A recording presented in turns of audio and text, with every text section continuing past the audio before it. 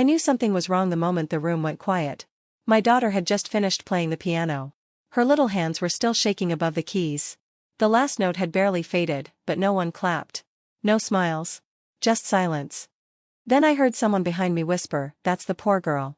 The one with the single mom." My chest tightened. My ears rang. I couldn't even look back. I just sat there, frozen, holding on to the edge of my seat like it would keep me together. My daughter's name is Zariah. She's 9. Last night, she performed at her school's talent show. She wrote her own song and practiced for weeks. She put everything she had into that music. I watched her stay up late, headphones on, playing on a small keyboard we got at a yard sale. That song meant everything to her. But when she played it on stage, nobody clapped. Not even a few polite claps. Just silence. From my seat in the middle row, I saw her bow like I taught her. Then she looked up, hoping for some kind of reaction. Our eyes met, and I saw her trying to hold in the hurt, the confusion, the shame. I was trying hard not to cry. I thought I'd have to go up there, take her hand, and walk her out like we were escaping a fire. But then something happened. A man stood up. He was sitting in the back row, alone. He was tall, older, dressed in a plain gray suit. He didn't smile. He didn't say anything. He just started walking down the aisle toward the stage. The room shifted. People whispered. The judges looked confused. I held my breath. The way he moved made me pause. Something told me this wasn't the end. It was the beginning. My name is Maya Reeve. I'm 33, and I've been raising Zariah alone since she was 2. We live in a small town in southern Indiana, one of those places where people wave, but also notice if your car is old or your kid's backpack is secondhand. They smile at you in public, then ask others why you're still single. I've lived here all my life. Most days, I blend in. But moments like the talent show remind me, I don't really fit in like they do. I work 2 jobs. I clean the middle school during the day. At night, I serve food at a 24-hour diner. It's not fancy, but it's honest work. It keeps us going. And most importantly, it lets me take care of Zariah. Zariah means everything to me. She's quiet and kind. She doesn't try to be popular. She loves music, not pop songs, but strange, soulful tunes that come from deep inside her. She started writing songs when she was 7.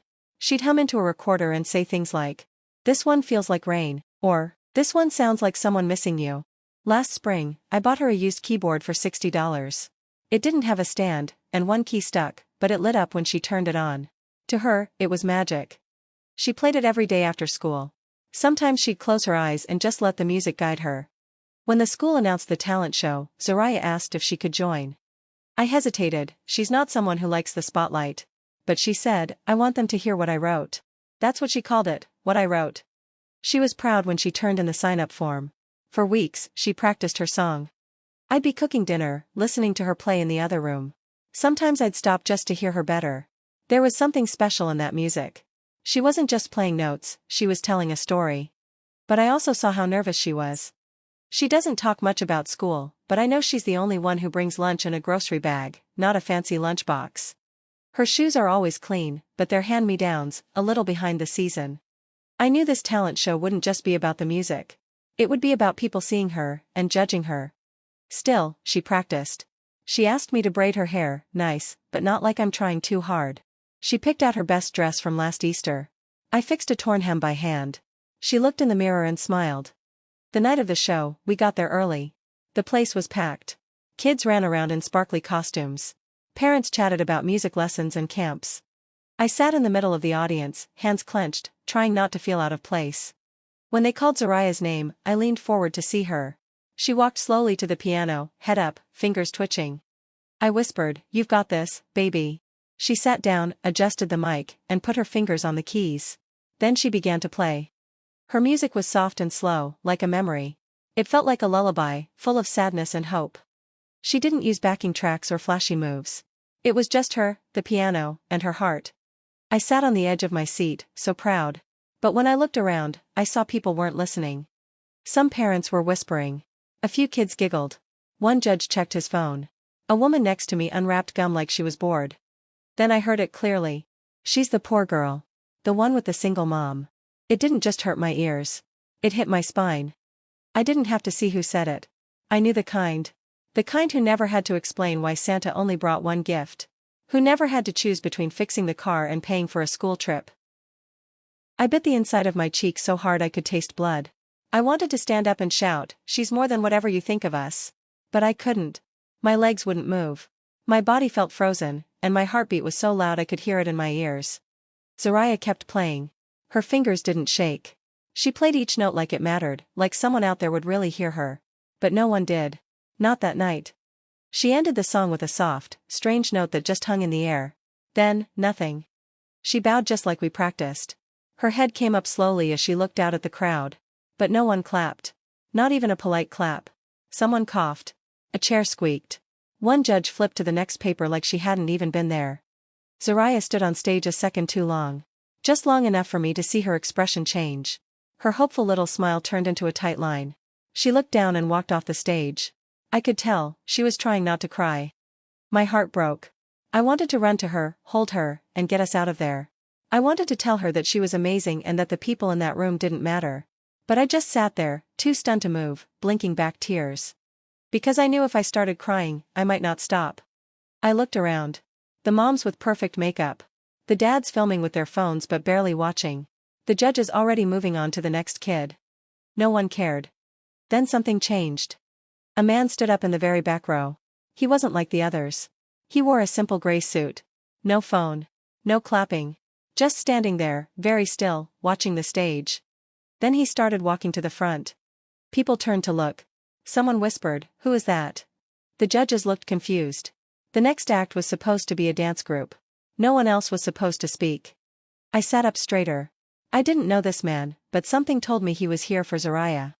He walked slowly down the aisle with his hands behind his back. Calm. Confident. Like he was used to being in charge. The room grew quieter with every step he took. Even the parents stopped talking. One judge stood halfway, then sat back down, unsure of what was happening. The kids backstage peeked out from behind the curtain, watching. I looked at Zariah. She was off to the side of the stage, half hidden in the shadows, hugging her music folder tightly. She wasn't crying, but she looked so small. Her shoulders were slumped like she wanted to disappear. The man reached the front and faced the judges. "Excuse me," he said, calm but serious. "Would it be okay if I used the microphone for a moment?" That's all he said. No drama. Just a polite question. The judges looked at each other. One gave a small nod. A student handed him the microphone. He walked to the center of the stage and turned to the crowd. "My name is Dr. Elias Monroe," he said. "I wasn't supposed to be here tonight. My flight got cancelled, so I came to see my granddaughter perform. But then I heard something that stopped me in my tracks." The whole room was silent. I've taught piano at Juilliard for years. I've trained concert pianists and film composers, and in all that time, very few pieces have touched me the way that little girl's music did tonight. The silence changed. It wasn't awkward anymore. It felt like respect. He looked toward the side of the stage. "Zariah," he said gently, "did you write that song yourself?" She nodded slowly, unsure if she should smile or hide. He turned back to the audience. "Everyone, that was an original piece. That was talent. That was real music." Someone in the crowd whispered, "Juilliard," like it was a magic word. Dr. Monroe continued, "I have a request, Zariah. If it's okay with you, would you play your song again, and may I join you?" I gasped. Zariah looked at me. I gave her a small nod, holding back tears. She walked softly back to the piano. Dr. Monroe didn't take over. He sat beside her, just enough to share the bench. His hands hovered, waiting for her to begin. And then she played. This time, it was different. With his soft chords underneath hers, her song grew stronger. He didn't lead, he followed. He added just enough to lift her music, like giving it wings. You could feel the change in the room. Everyone was listening, really listening. When they finished, there was a moment of complete stillness. Then the whole auditorium stood up. The applause was loud and wild, people cheering, clapping, even whistling. Phones came out. One judge wiped her eyes. Parents who ignored her before were now on their feet, clapping like she was famous. I stood too, clapping so hard my hands hurt. "And Zariah?" She turned to Dr. Monroe and gave him the sweetest, shyest smile. In that moment, she wasn't the poor girl anymore. She was an artist. She was seen. Everything changed. When the clapping died down, Zariah stayed at the piano for a second, her hands resting on her lap. Her eyes were wide, not scared, but amazed. Dr. Monroe leaned in and whispered something. She nodded, stood up, and bowed. But this bow was different. It wasn't shy or small, it was strong. She lifted her head high, and this time, the whole room saw her. As they walked off stage together, people whispered her name. Parents who never looked at us before tried to catch a glimpse. Kids watched her like she was a star. A judge followed her backstage, smiling like she had just seen something rare. Because she had. They all had. I stood in the crowd, still clapping, my heart pounding and my eyes full of tears. I didn't care what anyone thought of me right then. All I saw was my daughter finally being noticed, not for what we didn't have, but for who she really was. When she came down from the stage, she ran straight into my arms. "I did it," she whispered. I couldn't say anything, I just held her tight. A moment later, Dr. Monroe came over, smiling. He held out his hand, but before I could shake it, he said, "Your daughter has an amazing gift. What she played wasn't just talent, it was true." I finally found my voice. "Thank you. Thank you for seeing her and giving her that moment." He nodded. "It wasn't me giving it, she made it. I only made sure no one missed it." Then he gave me a card with his name and a New York address on it. "If you want," he said, "I can help connect her with a youth arts program I work with. They offer special classes and private lessons for young composers like her. She won't have to try out, I already know she's talented." I was shocked. I looked at the card, then at him. "She's never had formal lessons," I said. "We can't really afford it right now." He smiled. "That's not a problem. This is about giving her a chance. She deserves to be helped, not just noticed." Zariah looked at me like she was asking for permission. I nodded, trying not to cry. "Say thank you, baby." "Thank you," she said quietly but steady. Dr. Monroe tipped his head and walked back to the crowd. That night, when we got home, Zariah didn't want to take off her dress. She sat on the floor with her keyboard in her lap, humming a new song. I brought us cereal because I was too tired to cook, and we ate on a blanket like a picnic under the ceiling fan. She played a little of her new song and asked, "Do you think I can really go to the place the music man said?" I tucked a curl behind her ear and said, "You already did." It's been 5 months since that night when my daughter changed everything just by being herself.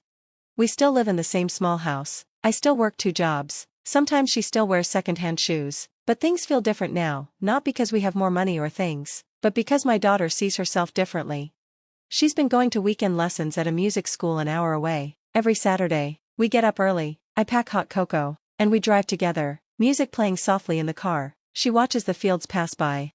She's not the scared girl who went on stage before. Now she talks about music like a pro, about feelings and notes and how to build songs. Her teachers say her music is deep, more than they expect from someone her age. She still plays that first song sometimes, the one no one clapped for, but now she plays it with confidence. She owns every note. Something changed in me too. For years, I thought we had to stay quiet, be thankful for what we had, and not ask for more. I wanted to protect her from being judged or feeling different. But I was wrong. What she needed wasn't protection, she needed permission, to be heard, to take up space, to believe her own voice even if the room was silent. I almost let that moment slip away. I almost let her think silence meant she wasn't good enough, but one stranger chose to listen, and made sure she wasn't ignored. That's what I keep thinking about. It wasn't luck or magic, it was a choice. Dr. Monroe didn't just hear her music, he saw it, then he acted, not to save her, but to help her be seen. Sometimes, that's all it takes, one person willing to listen, to stand up when everyone else stays quiet, to remind a child, you are not invisible. And sometimes, knowing someone sees your light, even for a moment, is enough to keep going. That night didn't change everything right away, but it gave my daughter something I could never put in a gift or story, the belief that she deserves to be seen. It gave me something too. It reminded me our story doesn't end when no one claps. When silence comes, you don't stop, you keep playing, because one day, someone might hear you, and that could change everything. Now, every time I watch Zariah play the piano, I don't worry about who's watching. She's not playing to impress anymore, she's playing to tell the truth. And that's the kind of music the world needs. If this story meant something to you, if it made you feel or remember your own moment of being unseen or finally seen, please like it, share it with someone who needs to know quiet voices matter. Tell me your story in the comments. Who stood up for you? When did you find your own voice? I read every word. If you want more stories that touch the heart, subscribe, we have more to share. Thanks for watching, thanks for caring, and most of all, thanks for listening.